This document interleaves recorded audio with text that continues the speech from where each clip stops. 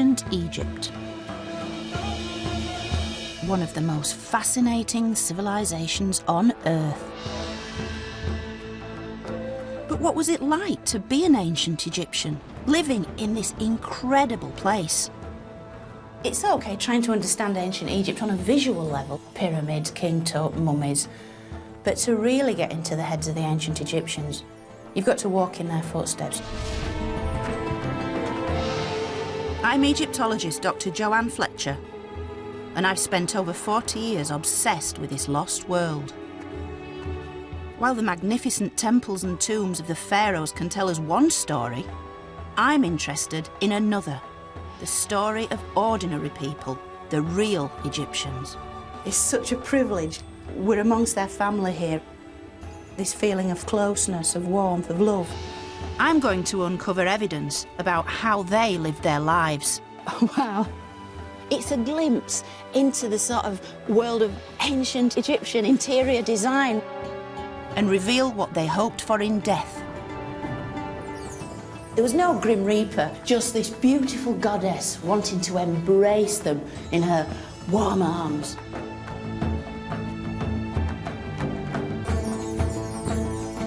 And there is one very special couple I want to get to know as I journey to their desert village home and examine the treasures from their tomb. You can only imagine his pride and joy at receiving such a mark of royal favour as we discover what life was really like in ancient Egypt.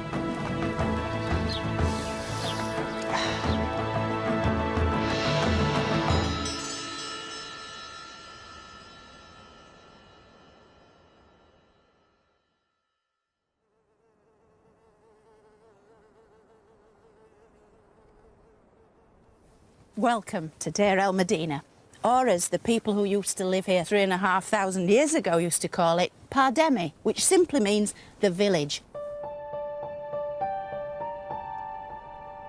Today, this village feels remote and inhospitable. But 3,500 years ago, this community lay at the heart of ancient Egypt. Situated on Luxor's west bank, it was a suburb of Egypt's great city, Thebes. Now, this is the landscape of kings and gods, pharaohs, and yet these are the homes of ordinary people living ordinary lives. Men and women, aunts and uncles, grandparents and kids, they all lived here in this tightly packed community. And by reimagining how people lived in the colours, the sounds, the smells, we have an instant gateway right back 3,500 years to these ancient people who lived here in this remote little village in the desert.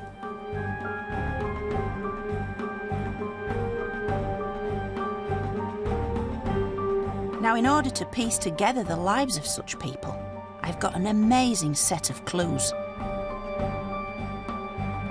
The earthly remains of a husband and wife who once lived in the village, but now reside nearly 2,000 miles away, here at the Egyptian Museum in Turin.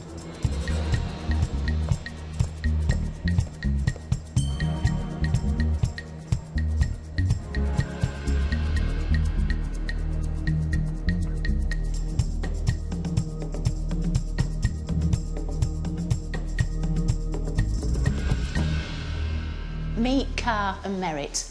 Kha the architect, Meryt his wife.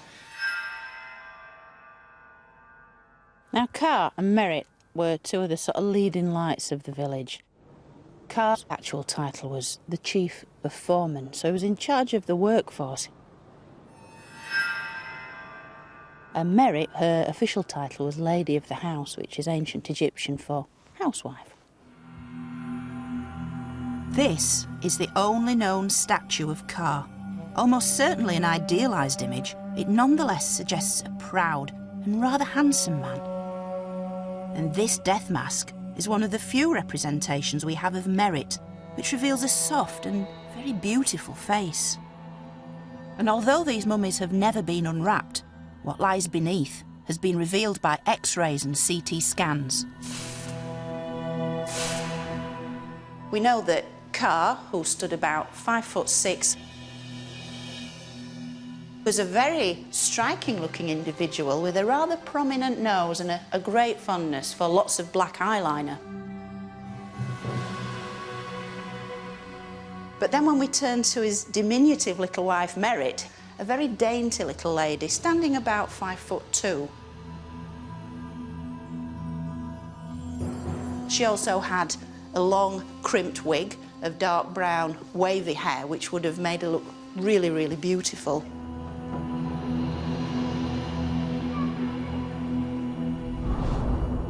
But what really brings Kha and Meryt back to life is this.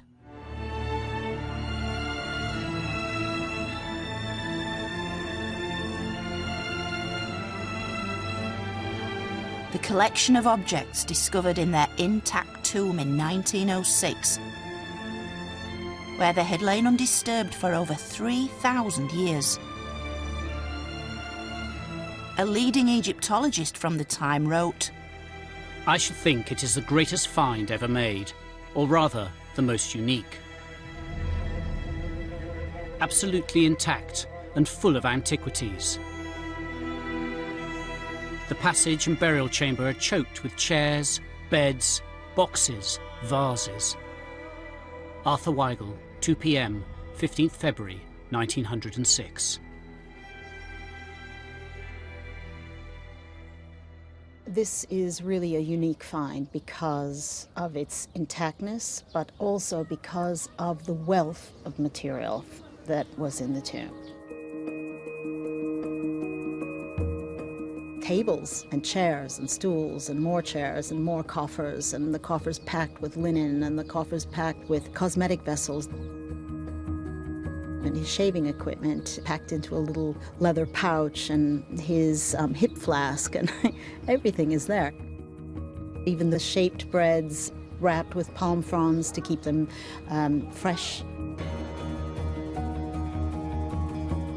It is really incredible. There is material there for research for another few generations. The collection not only gives us a fascinating insight into their burial, but also the lives Kha and Meryt lived. The finds ranging from death masks and coffins to their most intimate belongings used in life, like this, Meryt's beauty box. This is basically the contents of Meryt's dressing table. The perfume, cosmetics, moisturisers and all the things that the ancient Egyptians regarded as so essential. Well used and well loved, this stunning cosmetic chest tells us Meryt was a well-to-do woman who cared about her appearance. This is Meryt's glass black coal eyeliner. Glass was very rare at this time, and it's in the classic Egyptian colour combination of blue and gold. And the black eye paint that Meryt herself applied every day to her own eyes is still inside this vessel. It's got its wooden applicator stick in the top, and Egyptian ladies today still use this in exactly the same way. This stone alabaster perfume vessel still got the original contents running down the outside. And it's extraordinary to think that in some cases with the ancient Egyptians, it's not just a question of the visuals. It's how to reach back in time into their world through other senses, the sense of smell, for instance, and to be able to smell the things they smelt, the cinnamon, the lotus, the cedar. Clearly this is an expensive item. So how would a fairly ordinary Egyptian like Meryt afford such luxury?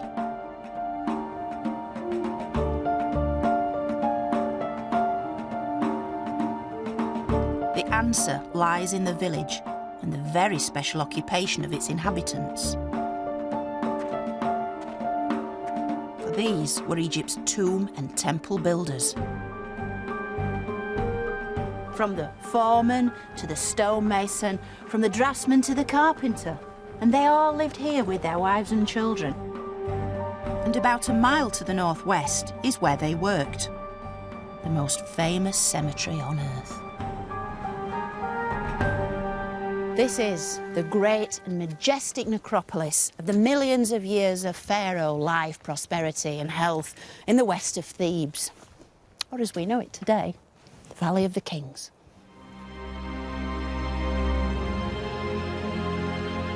For nearly 500 years, men like Kha created the tombs of some of Egypt's most famous pharaohs. Hatshepsut, Amenhotep III, and Tutankhamun were all buried here. They were an elite, a kind of crack force of workmen and architects, the very best of the Egyptian culture. They were the craftsmen that implemented what Pharaoh wanted to sustain Pharaoh's soul for eternity. They were almost magicians, operating secretly within this stunning landscape.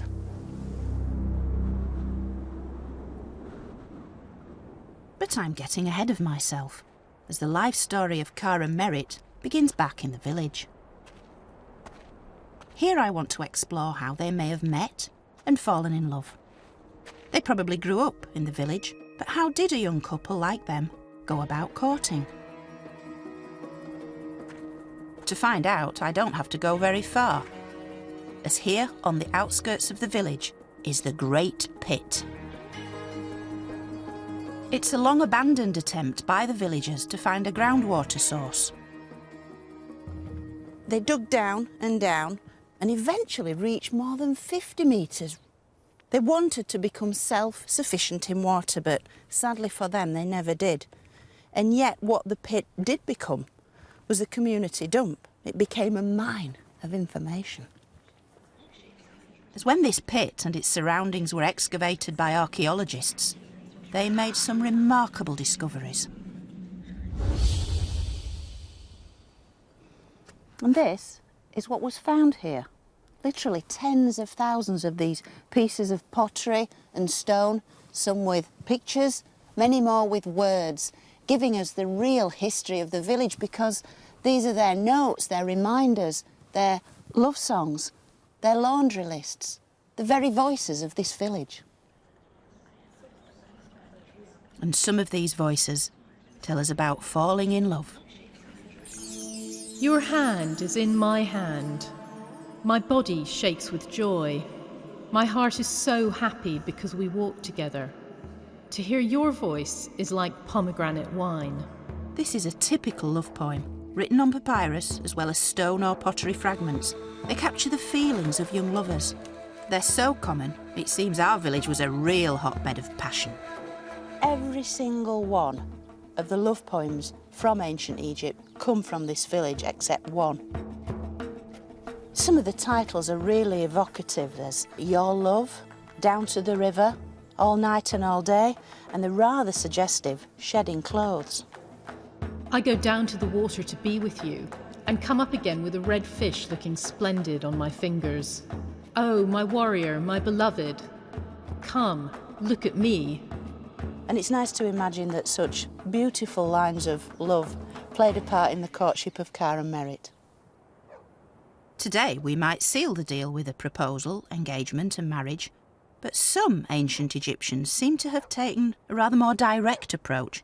Kha may well have signalled his commitment to Meryt by bringing her his bundle. To bring the bundle meant you wanted to indicate your desire to move in with the person who took your fancy. The bundle is thought to have been a kind of dowry, consisting of everything the man owned. It's likely that presenting it to your intended was one of the first steps to setting up home together. However, this didn't always go to plan, as one villager recounts. In a note the man left, he tells us this very sad story. He lists all his worldly goods, which I must say aren't that impressive. Then he tells us he went to the woman's house, but all her family simply threw him out. And as he says himself, so I went again with all my property in order to live with them, and see, she acted in exactly the same way and threw me out again. You can almost feel his outrage, because this woman has not just turned him down, but all the things he could bring with him. Presumably she was unimpressed by the size of his bundle. We can assume Kha suffered no such indignity, as evidence from the tomb suggests that he and Meryt were a loving and monogamous couple. The scenes on this beautiful box show Kha and Meryt seated together, to share the offerings which will sustain them in the afterlife. But in life too, we also have clues to their devotion.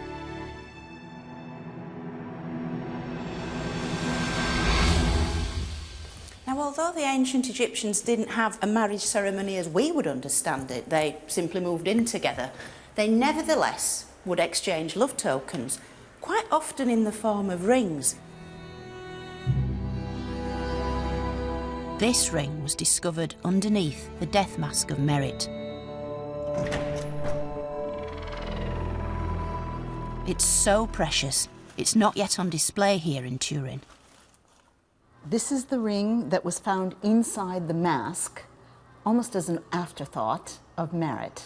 So it was shoved in there just as she was being buried. It spent all those thousands of years just tucked away, hidden away, yes, within Meryt's own wrappings. A very ad hoc thing, wasn't it? Yes. A very spontaneous gesture, Yes. almost. And the image on it, it looks like the cow of Hathor. That's exactly what it is. The goddess Hathor was often depicted as a cow. She was seen as the eternal mother figure to both the living and the dead. In life, she aided fertility and provided protection in childbirth. While in death, she ensured safe passage into the afterlife. This represents the love between Kha and Meryt, and in this tiny little object, in some ways, it's perhaps the most important thing from the entire tomb for me personally. It's wonderful.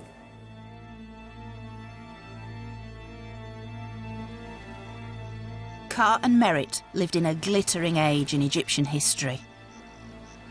Sustained by the annual floods of the River Nile, the Egyptian state had existed for almost 2,000 years.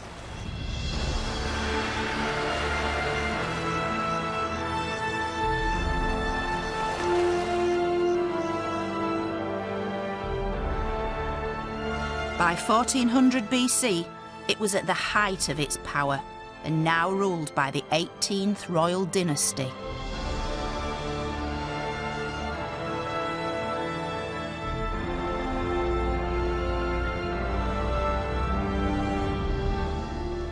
Its kings are among the greatest names of ancient Egypt.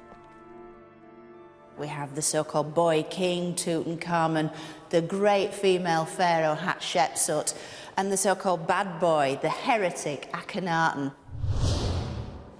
But really, at the very heart of all this is Akhenaten's father, this man, Amenhotep III, the dazzling sun god himself, and the very personification, at least he thought, of ancient Egypt's greatest deity, the sun. He's my favourite pharaoh because he presided over a golden age when ancient Egypt really did rule the ancient world. And this is the very pharaoh who was Kha's boss. Kha worked for him. Kha's job was to ensure the pharaoh's immortality. He did this by helping design and build some of Egypt's most extraordinary monuments, both tombs and temples.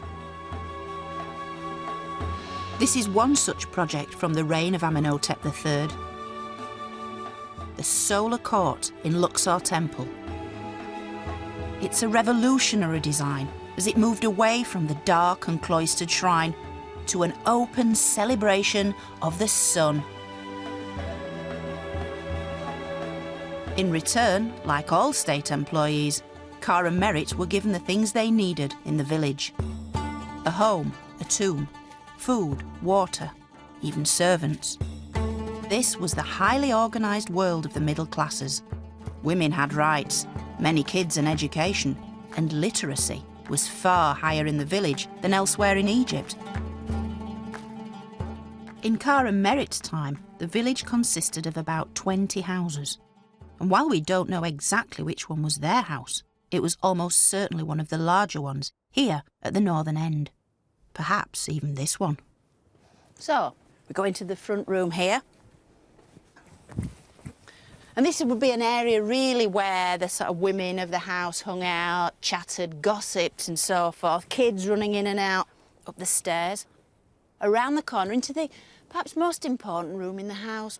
And here, I absolutely love this. This is built-in furniture. It's kind of like a divan, a chaise longue, if you like. And this is where the gentleman of the house would sit of an evening, drinking beer, having a chat. Then back up here, up this little step, and then into this area, which is quite a considerable size for a room like this, and probably storage, but also a bedroom where the beds or the sleeping mats would have been placed. So as we progress a little further into the highest part of the house, we come into a storage area, maybe for clothes, but almost certainly for food and drink also, because this area directly adjoins this wonderful fitted kitchen. And this is extraordinary because we've actually got the built-in oven at the back of the house. We even see these on the ostraca when they're doing little sketches of ladies blowing into the oven to keep the fire hot, and then they can cook the bread and so forth. And then here, ancient Egyptian refrigerator, where you'd place pottery vessels with drink in. You'd want a cool drink on a day like this. You can understand why. And the only way to do this was to sink the vessels into a pit deeper in the ground. Little tiny temporary roof over it to keep it as chilled as possible. So, fridge, oven, they've got everything they needed. And of course, at either side aren't rooms of this house, but these are the neighbours' houses. These are a terrace street, if you like, of back-to-back houses, the sort Britain had in the Industrial Revolution. So the neighbours were never very far away, and the concept of privacy, certainly in this little corner of ancient Egypt, was a completely unknown thing.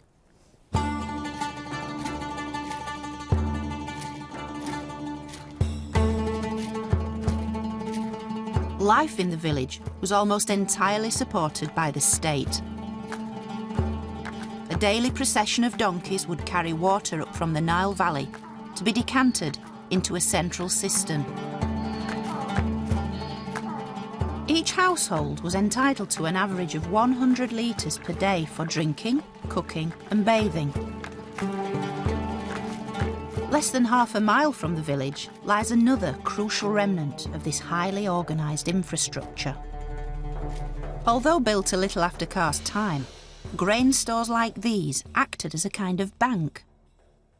Money didn't exist in Egypt at this time, so at the end of each month, Kha would have received his salary as a ration of wheat and barley. Granaries like this would have held an immense amount of food. These granaries alone would have held over 40,000 individual sacks of grain. Chief workmen like Kha were entitled to 7.5 sacks of grain a month, 5.5 of emmer wheat and 2 of barley. Plenty for Meryt and their servants to produce the staples of Egyptian life, bread and beer.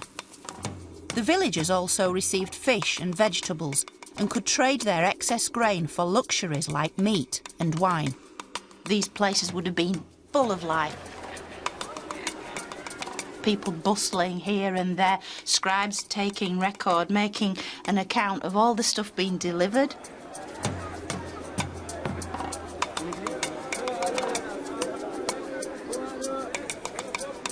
A constant stream of men carrying sacks, depositing them here, people coming to collect their rations. It's a simple system, but one that endured, fueling Egypt's success and political stability for thousands of years. Indeed, it was a system so important it was represented on numerous tomb walls. These scenes are from the tomb of the scribe Meryt, contemporary with Kha himself. Here we can see the whole process of the wheat and barley being harvested and distributed. And here the principal food it produced, bread. Kha and Meryt had no less than 50 loaves of bread in their tomb.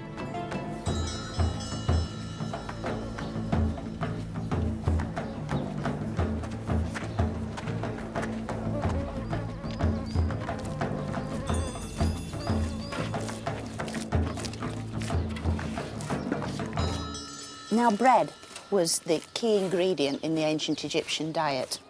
The ancient Egyptians added many different things to it. You could add dates or honey to make it sweet, or savoury things, cumin seeds, coriander seeds, all manner of different ingredients to really vary it. And in the tomb, there's a whole range of different sizes and shapes, including what appear to be gingerbread men, little shapes of fruit, flowers and animals. Although they didn't have yeast as such, the technique of combining flour, water and salt to make bread is virtually unchanged in 3,500 years. I mean, this is a completely timeless scene. This fabulous mud brick oven is typical of the ovens we find in ancient Egyptian settlements.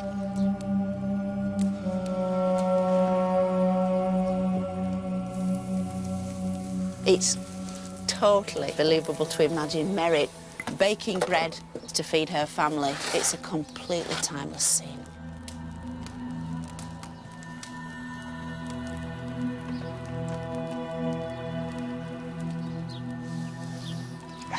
How is it?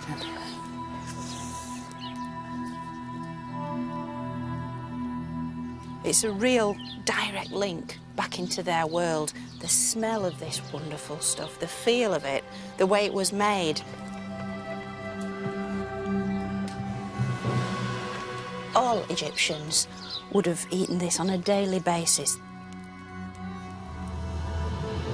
It was the sort of stuff that you offered to the gods. And even when the bread had gone mouldy, the Egyptians used it as a form of medicine, which wouldn't be fully understood for thousands of years. The medical texts actually advocate take bread in mouldy condition and apply to the wound in question. And although they didn't know why it worked, it did work, because mouldy bread contains, of course, penicillin, which we in the West think we discovered. And yet the ancient Egyptians fully appreciated its benefits 5,000 years ago. It's very good stuff. While Meryt's responsibilities were largely focused on life at home, Kha's duties were dominated by working for the pharaoh. He and his fellow tomb builders took this path from the village to their workplace, the Valley of the Kings.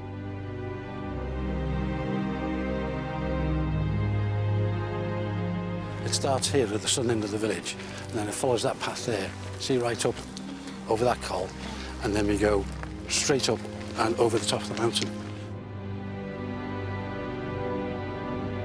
Kha and his workforce would have regularly made this journey, sometimes camping out during the working week in small huts in the valley.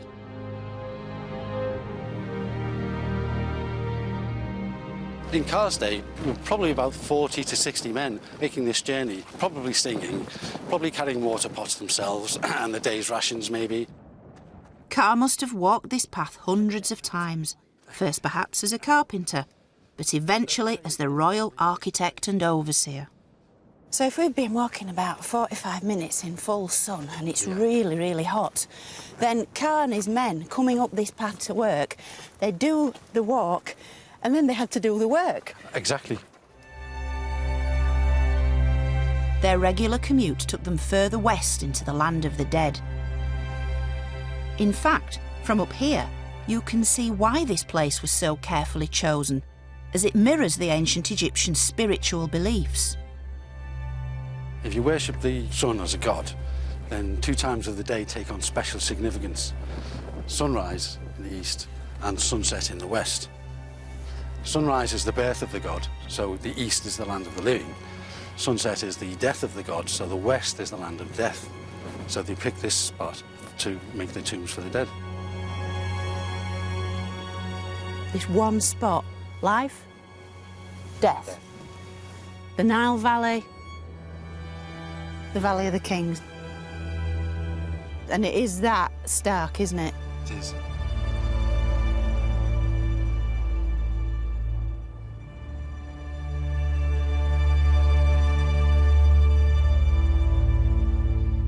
Continuing our hike, we finally reach the western branch of the Valley of the Kings, where time has virtually stood still. Remnants of the tomb builder's world litter the landscape. This is a great staircase. It's superb, isn't it? Beautifully constructed, though, further up, aren't they? It's absolutely perfect. This is it. This is the start of Kha's domain. This is actually a guard hut, and one man would be on guard in here 24 hours a day. And you can see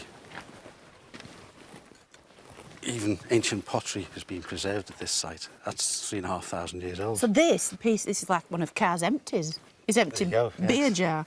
And we know this is 18th dynasty, don't we? Because the valley, this part of the valley, the West Valley, was only ever used for royal tombs in Kha's day, wasn't it? Yeah. That's right, yeah. The guards in these huts maintained a watchful eye over everything that went on in the valley. What he was guarding against was obviously tomb robbery for the pre-existing tombs. But while the new king's tomb was under construction, the materials used in the construction of the tomb were also very valuable. Metal. Copper, the copper chisels especially. The paints, the plaster, the oils for the lamps. This was all very valuable material. Although deathly silent today, 3,500 years ago, these walls would have reverberated with the sound of Kha's construction teams. There'd be the mallets hitting the chisels in the tomb. There'd be pounding of the people making the plaster, the mixing bowls for the paints. And there'd be the voice of the overseer telling people off or telling people to do this, to do that. Building a tomb for the king was hazardous work, although not all the dangers are immediately obvious. Apart from the normal hazards of hitting your hand with a mallet or getting cut with a chisel, falling off scaffolding, breaking legs, falling down the tomb. The other risk is because this is a wadi, it's a dry riverbed, there are flash floods now and again, and all this would come crashing down. And they would have to run.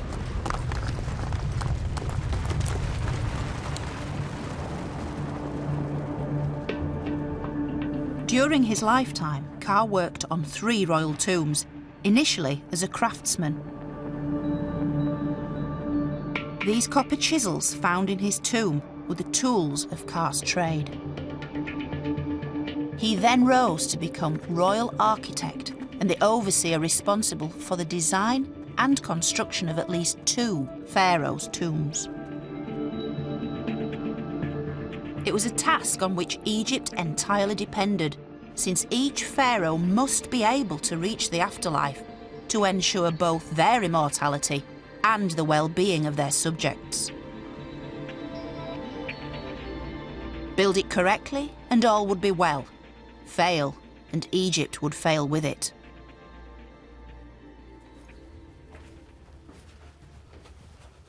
So how did Kha and his men actually undertake this most onerous of tasks?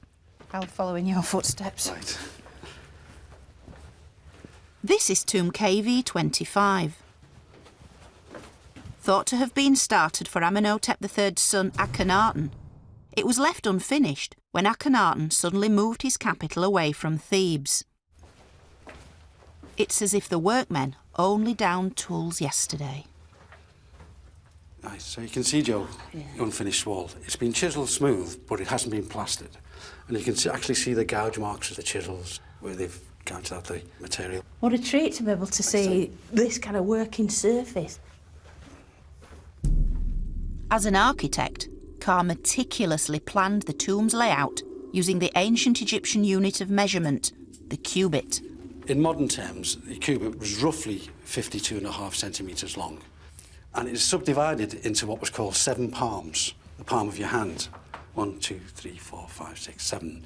And on the end, we have 4 fingers there. Perfect. Perfect. And the way this would be used was marking out and measuring your way down the tomb. In fact, you can see the dots there where they've been marking out. See? As they came down. It corresponds exactly. Indeed. And it's so usable, look So at simple. that. Elegant. It is elegant, isn't it? And at the end of the day's work, Kha could fold it up, pop it back in its leather carrying case and take it home. Just imagine, Kha and his team of 30 or 40 men toiling in this extreme heat and choking dust. And to light their way, all they had were these simple oil lamps.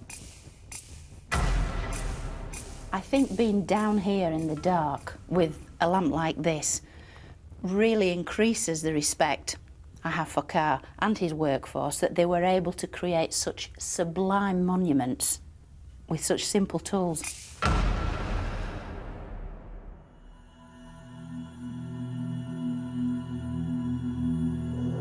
The evidence reveals Kha was highly respected in life. This beautiful object is a golden royal cubit. It was presented to Kha in recognition for his work for the pharaoh Amenhotep II. It can only be equated to a kind of carriage clock or an engraved tankard that you're given for good service. And you can only imagine Kha's pride and joy at receiving such a mark of royal favour. And had the ancient Egyptians had a mantelpiece, this would have been on it. But I think the true value of this special cubit is the fact it's been personalised to such a great degree, and it actually sums up Kha in a single item. It's the tools of his trade, and yet it's been embellished. The inscriptions on this are wonderful. So many little details about Kha's career, about the fact he built a small shrine or temple, not even in Thebes, further north at a site called Hermopolis, so he was clearly active outside of Thebes. It's pretty hard to describe how it feels to hold something like this, that Kha and probably Meryt would have held quite a lot just to sort of marvel at it and congratulate themselves on being so high up in Pharaoh's favour.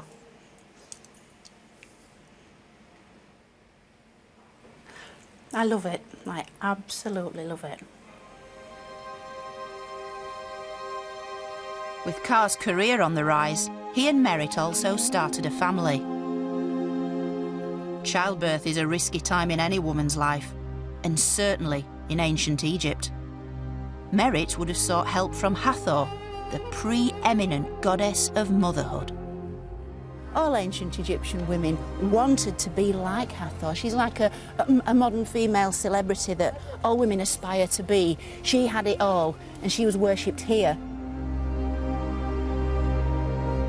This is the funerary temple of the great female pharaoh Hatshepsut at Deir el-Bahri. Situated just 2 miles from the village, it's located at the base of the very cliffs in which Hathor herself was believed to reside. But how might the goddess have touched Meryt's life? These columns are each one topped with the image of the goddess herself, the face of a beautiful woman, but with cow's ears poking through the mass of hair to reflect the goddess's cow-like, docile, sweet nature. She's seen as an eternal mother figure that can nurture all those around her, who would then take care of your soul for eternity and allow you to be reborn each morning with the rising sun. Ordinary people like Meryt could not enter the actual temples themselves.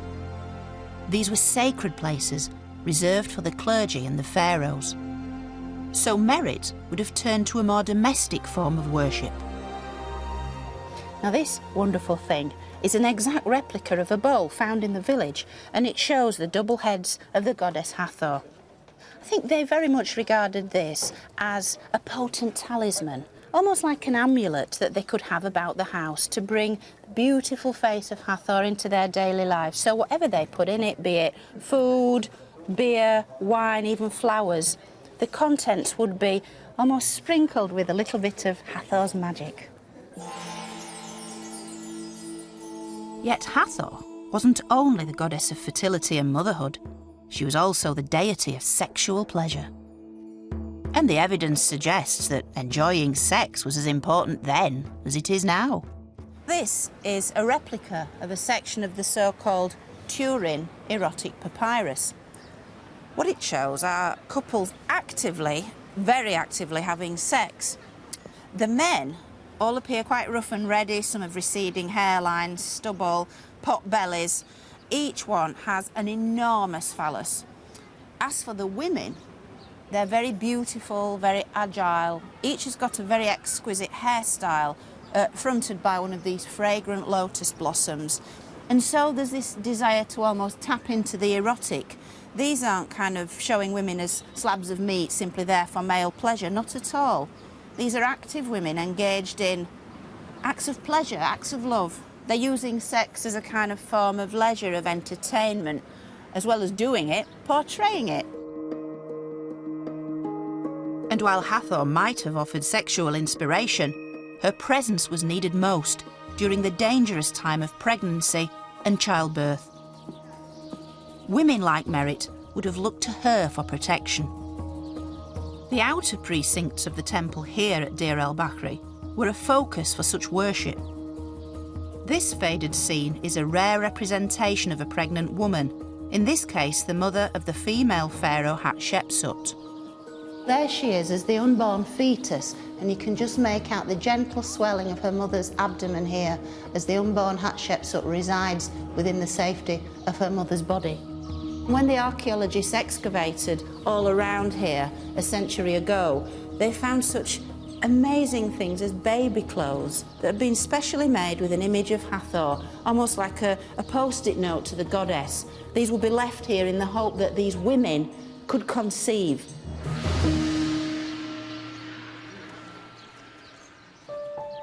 Meryt had 3 children that we know of, 2 sons and 1 daughter. Their images appear in Kha and Meryt's tomb chapel and on the painted boxes found in their tomb. With infant mortality as high as 50%, Meryt would have needed all the help she could get. But the villagers didn't just turn to the gods. This is the Kahun papyrus. It details the prescriptions and spells used to tackle illnesses suffered specifically by women. Examination of a woman who is aching in her rear, her front, and the calves of her thighs. You should say of it, it is discharges of the womb, and you should treat it with 1 measure of carob fruit, 1 measure of incense pellets, 1 unit of cow's milk, boil, cool, mix together, and drink on 4 consecutive mornings. What they're trying to do is bring some sort of order, some form of understanding to a host of complex medical conditions. And in the root cause of many of the problems associated with women's illnesses is apparently a wandering womb, because the Egyptians thought that this part of the female anatomy wasn't fixed in situ, but would kind of wander all over the body. This bizarre condition had an equally bizarre cure. The woman would sort of stand over burning incense in the hope that the rising sweet smell of the fumes would encourage this wandering womb down into its proper place.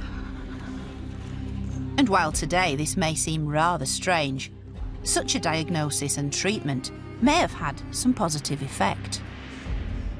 Certainly to the woman in labour, to have a medical practitioner present reading out these medical prescriptions would have had an almost placebo-like effect. And I think that's the strength of documents like this, used in conjunction with all the amulets and all the magical spells that could be brought to bear by the village midwife. The recitation of texts like this would have brought a further layer of order to a very difficult and complex time in a woman's life. Alongside raising her children, Meryt would have been responsible for her home. She's likely to have been just as house-proud as you and me. Yet far from the monochrome beige we see today, the world of ancient Egypt was a riot of colour. And the vestiges of this can still be seen, if you know where to look.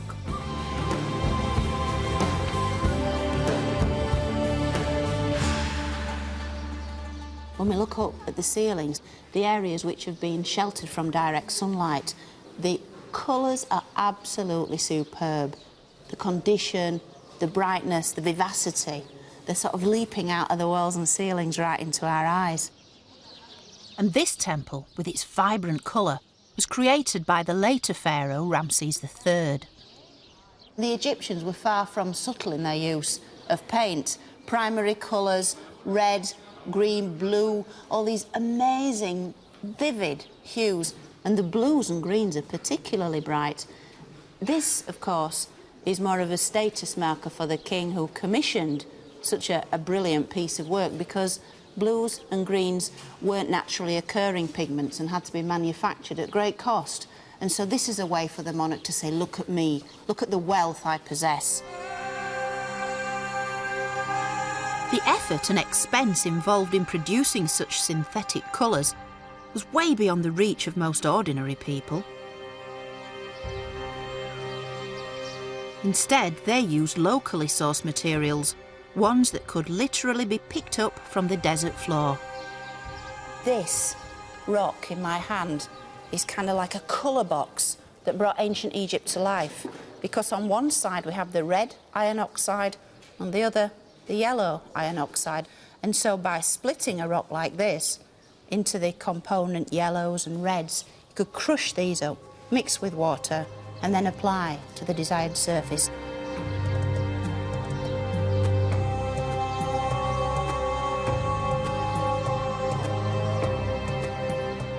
I think the best way to sort of try and reanimate these colours is probably to use that old standby, a little bit of spit. Always works. Rub the stone. It's very, very vivid.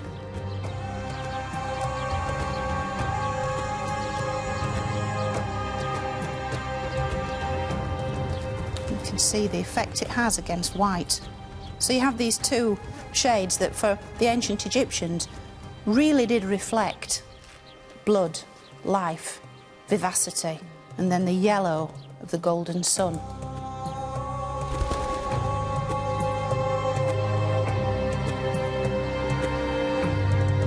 I want to see how villagers like Kha and Meryt used colour to decorate their homes. And I'm in luck, as here at the southern end of the village, a single precious clue remains. Here it is. Now, if I lift this cloth, I'm going to see something I've waited a long time to see. And it's basically an original wall scene from an ancient Egyptian house. So here goes.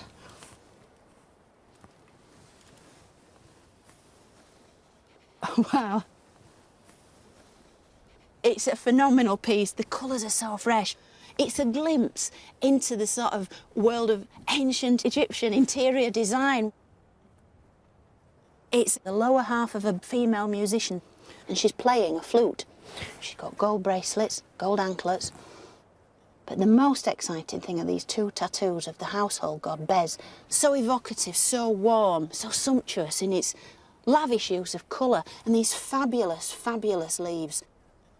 Heart-shaped, draping down the sides to sort of inject some much-needed vegetation, greenery into this sort of desert environment. It's an intriguing thought that here in the very village where the men who built and painted the royal tombs, would they have been commissioned by one of the housewives here to come and paint my house? Or did the women paint these images for themselves? It's something we'll never know, but I like to think that the lady of the house would have had a direct input into the kind of scene she wanted around her as she went about her daily chores with the kids and her friends and female relatives. Such fragments from the past allow us to get closer to the real Kha and Meryt. In the case of Meryt, she seems to have been a loving wife and hard-working mother, a delicate and beautiful woman, the epitome of taste and style. But sadly, this is where Meryt's story ends, the evidence suggesting she died quite suddenly to leave her beloved Kha as a grieving widower. He even had to bury her in a coffin intended for him, for not only is it far too large for Meryt, the inscriptions name only Kha. Yet Meryt was immortalised in the tomb chapel she shared with Kha, located just yards from their village. And this is where Kha and their children would have come to bring regular offerings and to pay their respects.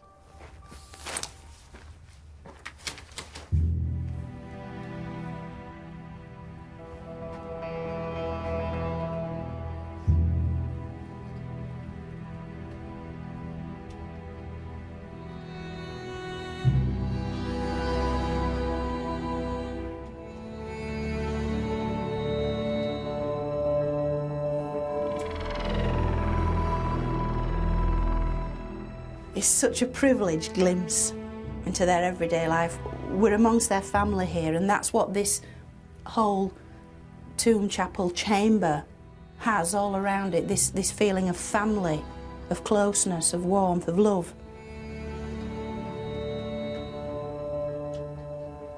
What's interesting here is that Kha and Meryt are shown several times, and yet the one constant child that's with them is their daughter, Meryt, named after her mother. And this is Meryt the mother, here, and this is Meryt the daughter, behind her. On the other wall we have the daughter, Meryt, who's leaning forward towards her father, Kha, and she appears to be tying a necklace around his neck, or perhaps anointing him with perfume. I'd like to think that it was Meryt, the daughter, who cared for Kha in his old age.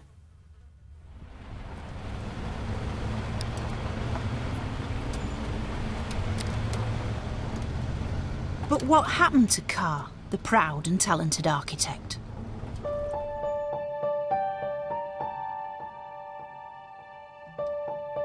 These elegant walking sticks may suggest he lived on into old age, continuing to oversee the most important commission of his life. So I've come back to this remote part of the Valley of the Kings to find the final resting place of Amenhotep III. It was actually the third of the royal tombs that Kha worked on, so it's so exciting to be going in here and following in Kha's wonderful footsteps.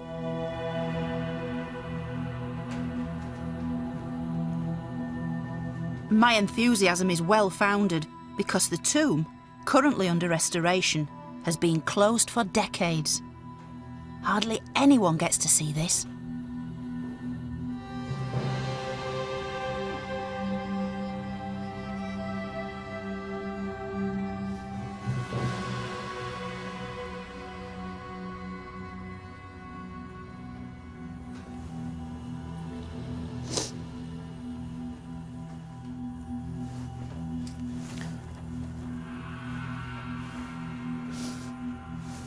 This isn't very professional, is it? Oh, this is so beautiful. It literally has brought tears to my eyes. It is so stunning. The colours are fantastic. It's exquisite. It's Amenhotep III being received into the care of the gods of the underworld. And there's Anubis handing out the sign of life to Amenhotep. Just think, Kha and his men designing these images, just putting the king's vision into practice and just... Oh. Literally, it's taken my breath away. Look, the artist doesn't just come along with his blue paint and the palette and boshed on the paint. Somebody's taken the trouble to apply individual curls of hair here. Can you see the texture? The curls here. That's textured hair. And there also Amenhotep with Osiris, green-faced god of vegetation, new life and resurrection. And that's really what this tomb does. It's a time machine. It's the place where Amenhotep III's mummy would have finally been laid to rest. You can clearly see that no expense was spared, and for good reason. For this is where the pharaoh, then revered as a god, would dwell in the afterlife, his next seat of power. Oh, and down we go, deeper and deeper, into the underworld. Wow. It really does evoke this sense of going down into the subterranean underworld, into the blackness, into the darkness, into eternity. This elaborate network of chambers and stairways was designed to protect the royal mummy and all the glittering treasures which once surrounded it.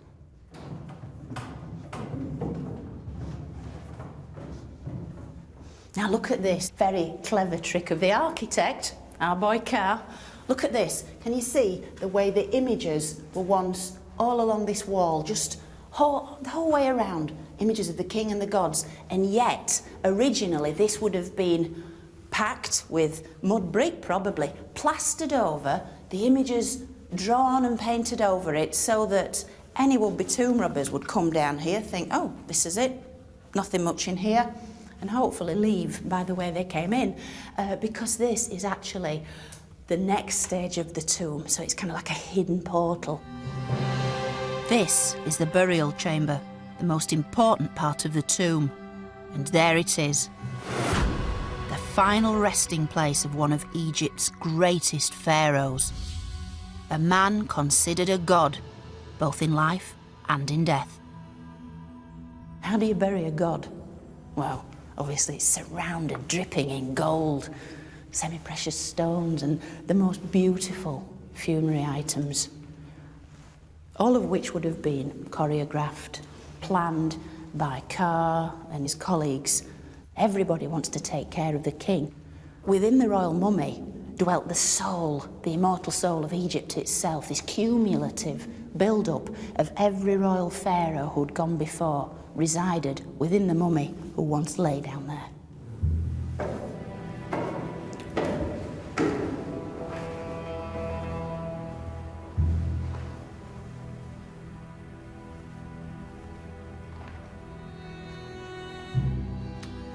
Wow. It's been 46 years waiting to see this tomb, and it's been well worth it.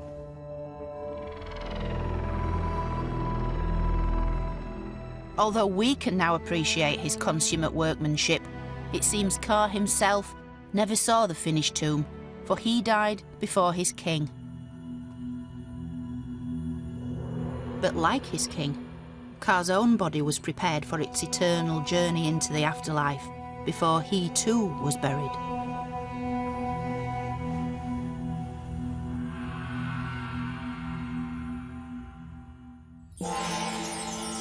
Since this journey has given us a chance to get that little bit closer to Kha and Meryt, I think we could almost call them friends. Their worries and concerns are not unlike our own. Hard work, family, and above all, love. Yet this is only the beginning of their story. What comes next is a journey into a world very different from our own. A world of ritual, of magic, and the unswerving belief that life really can go on forever. And here we have Kha's name, right down the middle. And to speak the name of the dead is to make them live again. Kha and Meryt. So join me next time as we travel deep into the heart of the Egyptian afterlife. It's an extraordinary journey on which we uncover Kha and Meryt's costly preparations for death, all played out in a series of complex and elaborate rituals as they attempt to achieve their place in eternity.